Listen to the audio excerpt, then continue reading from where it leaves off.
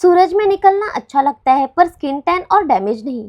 तो स्किन को प्रोटेक्ट करने के लिए मैं यूज करती हूँ nature for nature lodhra and gotu kola sunscreen SPF 35++। ये न सिर्फ यूवीए और यूवीबी से प्रोटेक्ट करता है बल्कि स्किन को ब्राइट और नरिश भी करता है। लाइट वेट है, नॉन स्टिकी है और भी स्किन टाइप के लिए परफेक्ट है। सबसे अच्छी बात, इसमें पैराबेन, सल्फेट या हार्मफुल केमिकल्स बिल्कुल नहीं है। तो रेडी हो जाइए अपने स्किन को रिजुविनेट और रिपेयर करने के लिए। अब सन डैमेज नहीं, सिर्फ natural radiance. Try it now.